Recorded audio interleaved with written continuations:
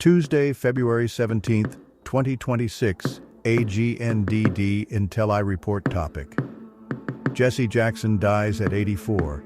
Please pardon any visual and informational inaccuracies in this partially AI-generated article-based video. Jesse Jackson, charismatic champion of civil rights, dies at 84. An impassioned orator, he was a moral and political force forming a rainbow coalition of poor and working-class people and seeking the presidency. His mission, he said, was to transform the mind of America. By Peter Applebaum, The New York Times, February 17, 2026, updated 1:10 p.m. ET. The Reverend Jesse Jackson, whose impassioned oratory and populist vision of a rainbow coalition of the poor and forgotten made him the nation's most influential black figure in the years between the civil rights crusades of the Reverend Dr. Martin Luther King, Jr. and the election of Barack Obama, died on Tuesday at his home in Chicago. He was 84. His death was confirmed by his family in a statement which said that Mr. Jackson died peacefully but did not give a cause. Mr. Jackson was hospitalized in November for treatment of a rare and particularly severe neurodegenerative condition, progressive supranuclear palsy, PSP, according to the advocacy organization he founded, the Rainbow Push Coalition. In 2017, he announced that he had Parkinson's disease, which in its early stages can produce similar effects on bodily movements and speech. Mr. Jackson picked up the mantle of Dr. King after his assassination in 1968 and ran for president twice, long before Mr. Obama's election in 2008. But he never achieved either the commanding moral stature of Dr. King or the ultimate political triumph attained by Mr. Obama. Instead, through the power of his language and his preternatural energy and ambition, he became a moral and political force in a racially ambiguous era, when Jim Crow was still a vivid memory and black political power more an aspiration than a reality. With his gospel of seeking common ground, his pleas to keep hope alive, and his demands for respect for those seldom accorded it, Mr. Jackson, particularly in his galvanizing speeches at the Democratic conventions in 1984 and 1988, enunciated a progressive vision that defined the soul of the Democratic Party, if not necessarily its policies, in the last decades of the 20th century. It was a vision animated by the civil rights era, in which an inclusive coalition of people of color and others who had been at the periphery of American life would now move to the forefront and transform it. My constituency is the desperate, the damned, the disinherited, the disrespected, and the despised, Mr. Jackson said in the rolling cadences of the pulpit at the 1984 Democratic National Convention in San Francisco. They are restless and seek relief. His transcendent rhetoric was inseparable from an imperfect human being whose ego, instinct for self-promotion, and personal failings were a source of unending irritation to many friends and admirers and targets for derision by many critics. Mr. Jackson, the writer and social commentator Stanley Crouch once said, will be forever doomed by his determination to mythologize his life. Still, he offered an expansive vision of American opportunity that admirers say helped change the nation's landscape of possibility. And his idea of a multiracial coalition empowered by an activist government to confront rampant inequality in American life remains central to the progressive wing of the Democratic Party and has inspired groups like Black Lives Matter. A son of Greenville. Nothing about Mr. Jackson was simple, starting with his upbringing. He was born Jesse Louis Burns on October 8, 1941, in Greenville, South Carolina. His mother, Helen Burns, was 16 at the time, a high school majorette renowned in town for her coloratura soprano singing voice. His father, Noah Lewis Robinson, was a handsome, imposing 33-year-old former boxer who lived next door, married to another woman. That he was not involved in his son's rearing was a source of humiliation for Jesse as he grew up in his small, segregated black community. In 1943, his mother married Charles Jackson, whom she had met while he was a shoeshine attendant at a barber shop before he joined the Army. Mr. Jackson did not adopt Jesse until 14 years later. When the couple had a son of their own, Jesse was sent to live with his maternal grandmother in a shotgun shack around the corner. Rejected by his father and not fully embraced by his stepfather, he was taunted by other children, all while learning the racial caste system of the segregated South. Years later, he recalled the 2 water fountains at Clausen's Bakery, where he worked on Saturday mornings, and the first time his mother led him to the back of the bus. At the same time, he stood out for his energy, intelligence, and athleticism. He was an uncommonly nervy little fellow, never abashed at all. Vivian Taylor, a high school English teacher in Greenville, told Marshall Frady for his sprawling 1996 biography, Jesse, The Life and Pilgrimage of Jesse Jackson. She added, he thought a whole lot of himself right off the bat. As another friend, Leroy Greggs, told Mr. Frady, he could talk a hole through a billy goat. After graduating from high school in 1959, Mr. Jackson enrolled at the University of Illinois Urbana-Champaign on a football scholarship, an opportunity that allowed him to escape Jim Crow for the first time. He soon experienced what he later described wryly as the legendary liberalism of the North. He had never been called the most hurtful racial slur in the South, he said, but he was taunted with it by college students in the North. It was the same thing as South Carolina, he said, just way off somewhere else. His bravado shaken, he transferred after his freshman year to what is now North Carolina Agricultural and Technical State University, a historically black institution in Greensboro. There he found the familiar cadences of Southern life. Friends recalled the gospel music of Mahalia Jackson pouring out of his room. He became a leader in his fraternity and eventually president of the student body. And he fell in love with a vibrant, high-energy student named Jacqueline Lavinia Brown, known as Jackie. They married on New Year's Eve in 1962. Soon their first child was born, a daughter they named Santita. 4 more children followed over the next 12 years. Mr. Jackson went home to something else as well, the early stirrings of the civil rights movement. The winter before he arrived, in February 1960, 4 students from the Agricultural College had sat down at the segregated lunch counter of the Woolworth store in downtown Greensboro. For a time, Mr. Jackson resisted being drawn into the protests. When he did join, he became a leader. In June 1963, he led a march that drew hundreds of students downtown and was arrested the next day, turning the occasion into something of a political coming-out party. In what seems, in retrospect, both a homage to Dr. King and a gesture of either characteristic ambition or characteristic egotism.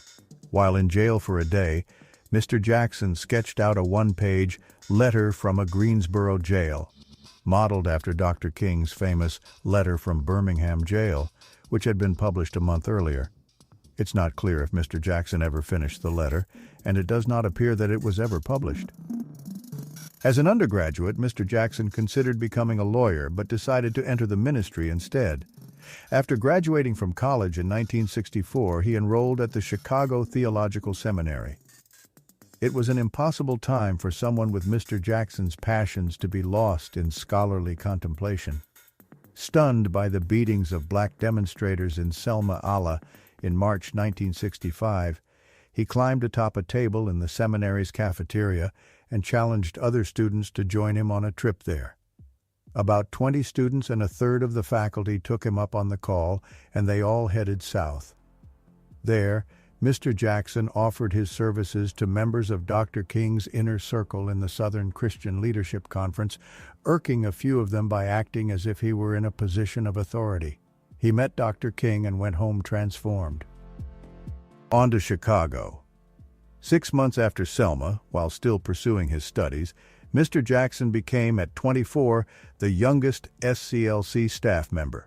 He was chosen to head the Chicago chapter of the SCLC's Operation Breadbasket, a national economic development campaign whose goal was to use boycotts as a way to pressure white businesses to hire black workers and to purchase goods and services from black contractors. By 1967, he was gaining a national reputation as he promoted the program.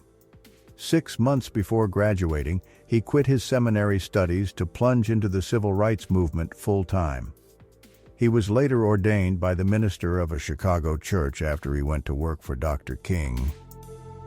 Dr. King became an intellectual and a spiritual model for Mr. Jackson, as well as a father figure.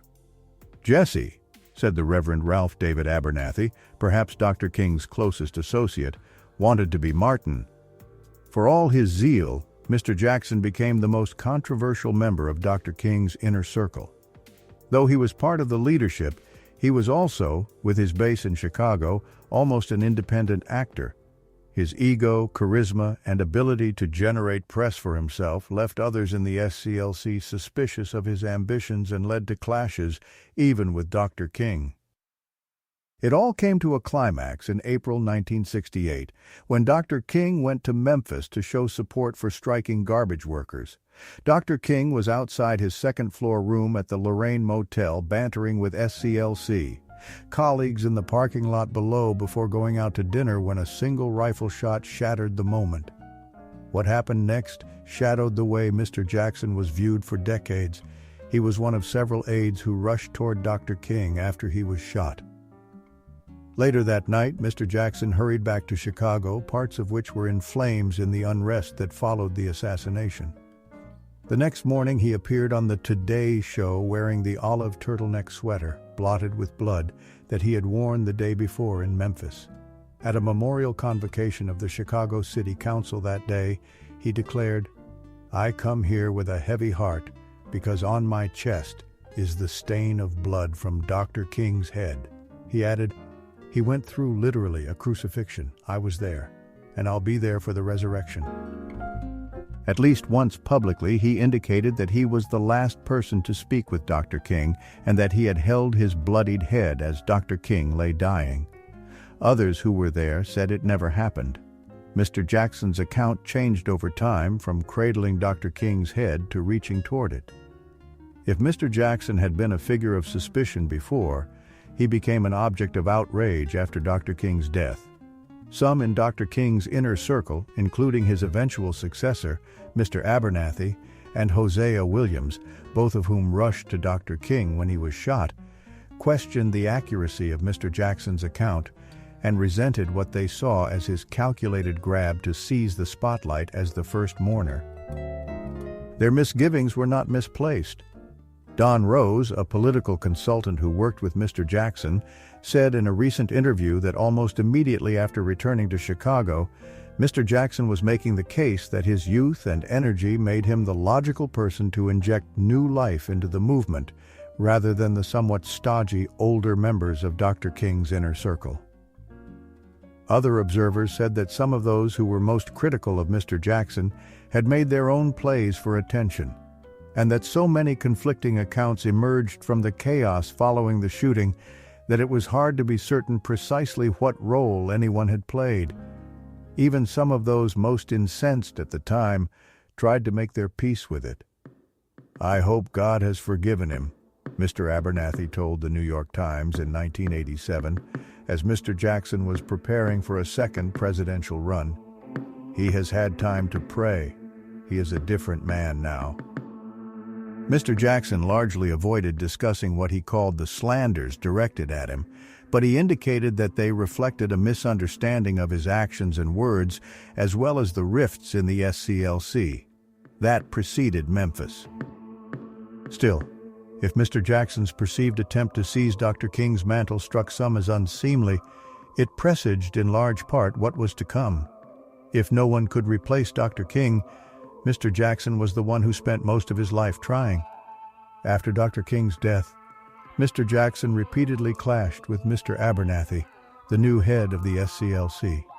In late 1971, their relationship fell apart entirely after Mr. Abernathy suspended Mr. Jackson for 60 days for administrative improprieties and repeated acts of violation of organizational policy. Politics beckoned. Freed from the institutional hierarchy of the SCLC, Mr. Jackson became a ubiquitous presence in American life, promoting social justice causes almost non-stop across the United States and overseas, in South Africa, Haiti, the Middle East, and elsewhere. Before long, his focus had shifted almost inevitably to a new area: politics. As early as 1971, he flirted with the idea of starting a new political party. In 1980, he became a tireless campaigner for President Jimmy Carter in his unsuccessful re-election bid.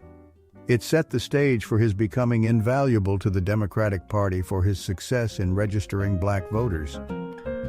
In 1984, Mr. Jackson decided it was time to campaign for himself, as the second black candidate from a major party to run for president after Shirley Chisholm, the former congresswoman from Brooklyn, in 1972.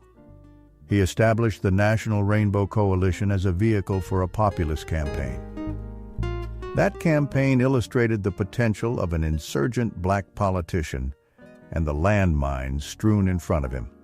His informal, globe-trotting diplomacy, particularly his prominent role in 1984 in securing the release of a Navy lieutenant, Robert O. Goodman, Jr., who was imprisoned in Lebanon after his plane was shot down, made him at once a political force and an international figure who transcended politics. So potent was his voice that his ardent promotion of the term African American, to honor the origins of the descendants of an enslaved people, influenced the nation's very vernacular of the time. 3 weeks after launching his presidential campaign, in informal conversations with black reporters, he used the offensive terms Jaime and Jaimetown to describe the Jewish population in New York City. The words, reported 37 paragraphs deep in an analytical article in the Washington Post, set off a furor that would hang over him for years. And his initial reluctance to distance himself from Louis Farrakhan, the Nation of Islam leader who had made anti-Semitic remarks himself, only added to his problems, although he stated in 1984 that criticism Mr. Farrakhan had made of Israel was reprehensible. Still, fueled by black voters, particularly in the South, whom he had helped register in historic numbers, Mr. Jackson stunned many political observers with the strength he showed in the 1984 race for the Democratic presidential nomination, emerging as the first black candidate to become a serious contender in a national contest. Mr. Jackson picked up 3.2 million votes in primaries, third behind Senator Gary Hart of Colorado and former Vice President Walter F. Mondale, the eventual nominee. And his dramatic 50-minute speech to the convention at the Moscone Center in San Francisco was perhaps the emotional high point of the doomed Democratic campaign against the popular incumbent, Ronald Reagan. He tried again in 1988, and this time he began as a party heavyweight. In the Super Tuesday primary on March 8th, he ran first or second in 16 of the 21 primaries and caucuses. Party leaders, fearing they could not win a general election with an assertively left-wing black presidential candidate, desperately looked for an alternative. In the end, Governor Michael S. Dukakis of Massachusetts won the nomination, even though Mr. Jackson had earned almost 7 million primary votes, 29% of the total. The party's convention in Atlanta was bittersweet. Mr. Jackson campaigned hard for the vice presidential nomination and was disappointed not to be picked. But again, a televised speech he delivered electrified the convention. This time, weaving his own story of overcoming poverty and abandonment with the aspirations of those represented by his Rainbow Coalition, coming back again and again to the search for common ground, he spoke, as if personally, to all those at the forgotten corners of American life. Call you outcast, low down, you can't make it, you're nothing, you're from nobody, subclass, underclass, he said. When you see Jesse Jackson, when my name goes in nomination, your name goes in nomination. I was born in the slum, but the slum was not born in me, and it wasn't born in you, and you can make it. The speech, which he concluded by 4 times shouting out, "Keep hope alive," was immediately hailed as an American political classic. A voice from the left. Mr. Jackson found himself unsure about where to go from there. At times he considered running for the Senate from South Carolina or for mayor of Washington, but he decided against another political campaign, giving fuel to those who saw his failure to hold public office as a mark against him. Jesse don't want to run nothing but his mouth, Mayor Marion S. Barry Jr. of Washington was quoted as saying in the Los Angeles Times in 1990. Mr. Jackson won his first election later that year when he captured one of two special unpaid statehood senator posts created by the Washington City Council to lobby Congress for statehood for the District of Columbia. The position brought no ability to enact legislation or shape policy. To some, he was trying to play by the old rules of moral suasion and extra-governmental activism when power was increasingly shifting to black politicians like Mayor Harold Washington of Chicago and later a young United States Senator, also from Illinois, named Barack Obama. Over Mr. Jackson's last decades, it was Representative John Lewis, wielding power from the more traditional political platform of the Georgia congressional seat that he held for 17 terms, who was widely viewed as the most admired living veteran of the civil rights era. Mr. Jackson decided against a third presidential run in 1992 when Democrats took back the White House behind Bill Clinton. Mr. Clinton made him a special envoy to Africa and, in 2000, awarded him the Presidential Medal of Freedom, the nation's highest civilian honor. As the Democratic Party struggled to adjust to a nation moving to the right, Mr. Jackson became a voice of the marginalized American left, pushing back at the prevailing political winds in speaking out for anti-war and social justice causes. He also faced personal controversies and crises. In 2001, it was revealed that he had fathered a child, Ashley Jackson, in 1999 with a woman who had worked for his advocacy group, now called, after a merger, the Rainbow Push Coalition. During Mr. Obama's presidential run in 2008, Mr. Jackson had to apologize and was rebuked by his own son, Representative Jesse Jackson, Jr., for derisive remarks he had made about Mr. Obama that were picked up by an open microphone. If Jesse Jackson Jr. had become part of his father's legacy, he was also a source of dismay when the son resigned from Congress in 2012 and was sentenced to 30 months in prison for spending $750,000 from his campaign on personal items. Mr. Jackson requested that President Joseph R. Biden Jr. pardon Jesse Jr. in 2024 in an appeal that mentioned Mr. Biden's pardon of his own son, Hunter. The request was denied. In October, Jesse Jackson Jr. announced that he would seek to regain his seat representing Illinois' 2nd Congressional District in this year's midterm election. In addition to his son, Jesse Jr., Mr. Jackson's survivors include his wife, his other children, Santita, Jonathan, Yusuf, Jacqueline, and Ashley, and a number of grandchildren.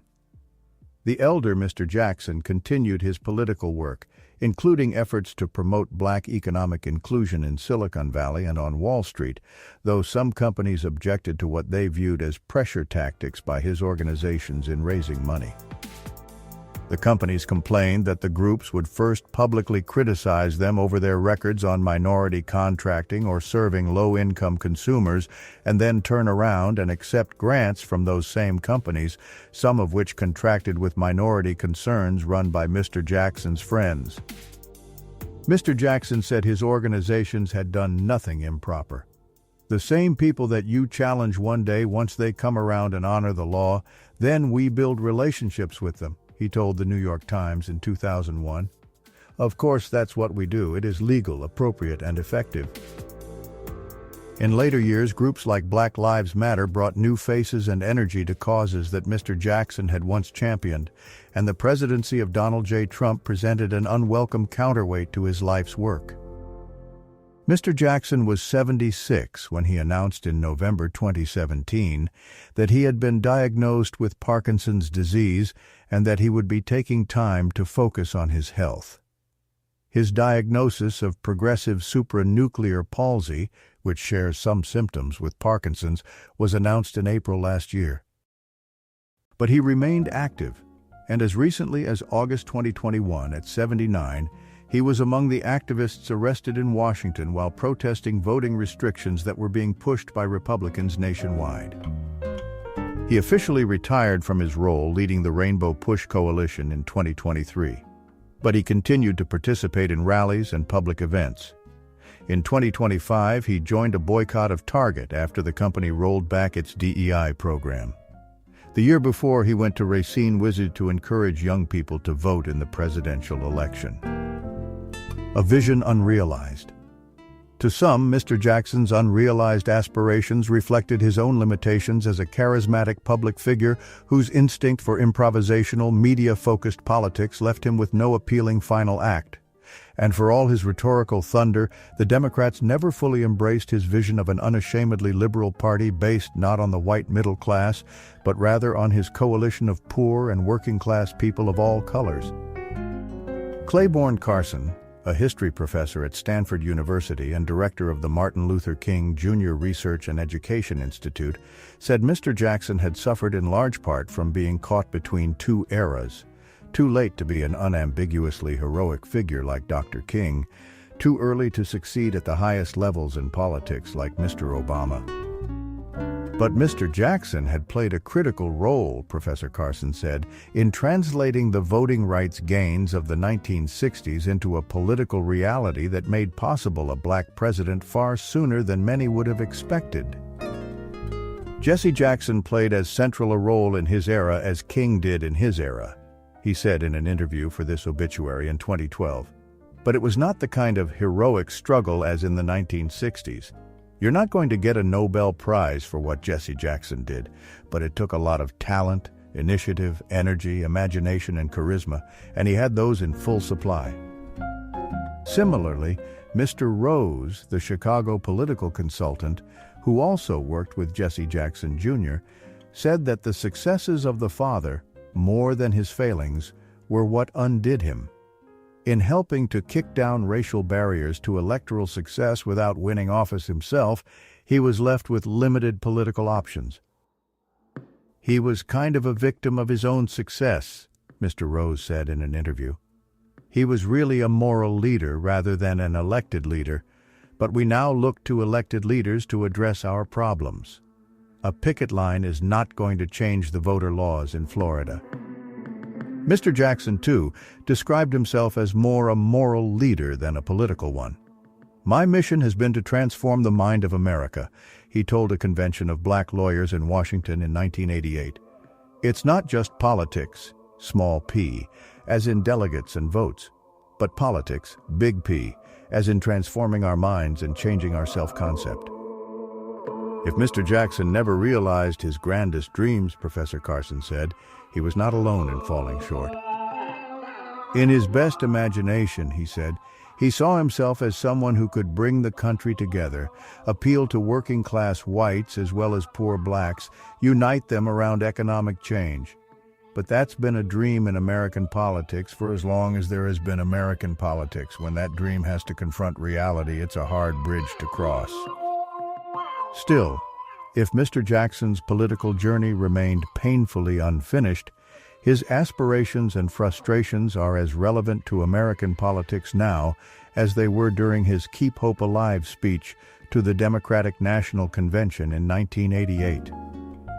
At one point in that speech, he told a story about his grandmother in Greenville. She could not afford a blanket, he said, but she did not complain, and the family did not freeze. Instead, she took pieces of old cloth, patches of wool, silk, gabardine, croaker sack. Only patches, barely good enough to wipe off your shoes with, and she sewed them together into a quilt, a thing of beauty and power and culture. He implored Democrats to build such a quilt. "Be as wise as my grandmama," he said. "Pull the patches and the pieces together, bound by a common thread.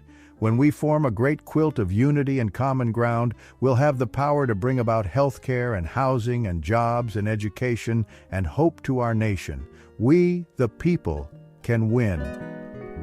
Ash Wu contributed reporting. Sheila McNeil contributed research. Peter Applebaum is a former national correspondent and Atlanta bureau chief for The Times. Comments. Catstaff, Midwest, 5 hours ago. Reverend Jackson was always a complicated figure, smart, charismatic, undeniably ambitious, prone to the temptations many face, eloquent, restless, and energetic. I grew up in and still live in the Chicago area, so he was always a presence. With a clear eye on all that he was, My late husband and I both voted for him for president in the Democratic primary in 1988. And I still would vote for someone with Reverend Jackson's platform and message. Jazz, Montana. Bozeman, 3 hours ago. I remember my parents, two working-class whites, voting for Jackson in 1988. His message resonated with our family, for who the 80s were not a time of prosperity, but counting my mom's waitressing tips. Jackson paved the way for Obama, and for leaders like AOC that unite today's working-class Americans of every race. Mark, San Francisco, 5 hours ago. Thank you, Reverend Jackson, for your unrelenting commitment to our country. Peace. Racklin, Nevada, 5 ago. May God bless you, Jesse Jackson. This is a big loss for the American people and for our democracy. This was a man who truly believed in Abraham Lincoln's insistence and pronouncement, echoing the declaration that all men are created equal. Harold Jordan, ESQ, Pittsburgh, PA, 5 hours ago. Many thanks for this thorough, truthful, and kind portrayal of one of the great Americans of the 20th century. Jesse Jackson will continue to cast a giant shadow for all freedom-loving Americans. Gus, Manhattan, NYC, 5 hours ago. I am dismayed that the broadcast media outlets I follow have disrespectfully referred to the Reverend Jackson only as Jesse throughout the morning and early afternoon coverage. Zan, New York, 3 hours ago. This was an awesome tribute.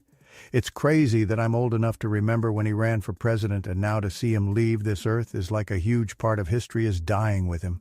I'm sorry to see him go before he who shall not be named, but his legacy cannot be denied nor sullied. Job well done, Mr. Jackson. Thank you. Eve, Stratford, Connecticut. 5 hours ago, Jesse Jackson's fight was a righteous one, to extend the benefits of American society to those who have been historically disenfranchised. Though he was an imperfect messenger who displayed moral failings on more than one occasion, his oratory skills and passion for his cause never flagged. Evelyn, Exile, 5 hours ago. One of my most enduring memories of Reverend Jackson is tied to Obama's 2008 election night. A news crew found him in a Chicago park, out with the people. He had a calm, peaceful smile and happy tears in his eyes. He was looking at the camera. There were no words, just that incredible image. Your Life in Pictures shows him on that election night, but his demeanor is entirely different than what I recall. Requiescat in pace. Dot Connector, New York, 3 ago. The Reverend Jesse Jackson always made a difference by never being indifferent. He enriched our national discourse in countless ways, none more resonant than these 3 words. Keep hope alive. Universal Solver, California, 3 hours ago. I was born in the slum, but the slum was not born in me, and it wasn't born in you, and you can make it. I watched Jesse Jackson deliver these words at the Democratic National Convention in 1988 on my ratty black and white TV, and I took them to heart. R.I.P. Jesse, thank you for your witness and your walk among us. Wobbly, Rochester, New York, 3 hours ago. I remember him explaining why he declined a dinner invitation to the Reagan White House. The wise don't sit at Herod's table. May he rest in peace with the just. Stephanie Wood, Bloomfield, NJ, 3 hours ago. He won in my district, I'll never forget that. I wonder how different this country would have been with people like Jesse Jackson and Ralph Nader and Bernie Sanders and Elizabeth Warren at the helm, instead of you-know-who crashing us into the rocks. David Koopmans, Australia, 4 hours ago. What a beautifully written obituary. An amazing life told in a powerful way. Watson, Manhattan Beach, 5 hours ago. Condolences to the Jackson family and the Push movement. My first introduction to Rev Jackson was on TV when I was a young teenager in Maryland.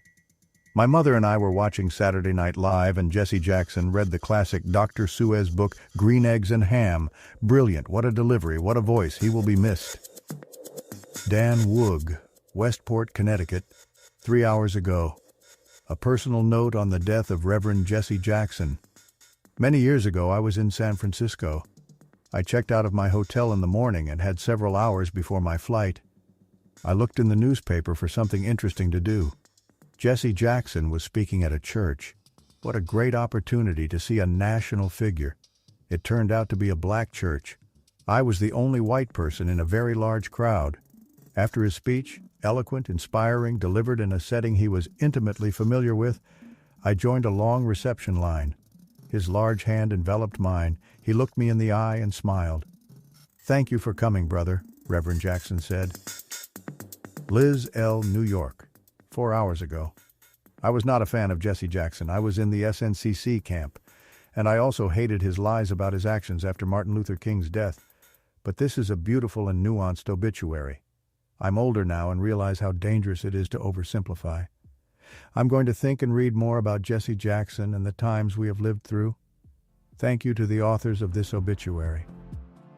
Gregory, Prague, 4 hours ago. End of an era. I worked for his 84 and 88 campaigns. What an experience it was to work for someone who stood for something. Rest in power. Jarvanka, 2 billion from Saudis. Liberals in the South exist.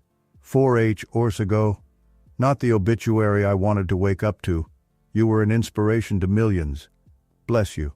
Rest in peace, Reverend Jesse Jackson, and Godspeed. Michael Boyajian, Fishkill, 4 hours ago. A co-worker years ago told me she was voting for Jesse Jackson the first time he ran for president. Astonished, I exclaimed, "But he can't win." Looking back at that moment, I now realize that it was not a question of win or lose, but of the fact that he could run. R.I.P. Jesse Jackson. Black Magic CVA, Charlottesville, Virginia, 3H ago. I was one of the black reporters who covered Jesse Jackson's presidential campaign in 1984. He was an extraordinary orator and political thinker, a terribly flawed human being like all the rest of us, and a monumental historical force. His campaign was more like a crusade, and without it there would have been no Barack Obama. May he rest in peace.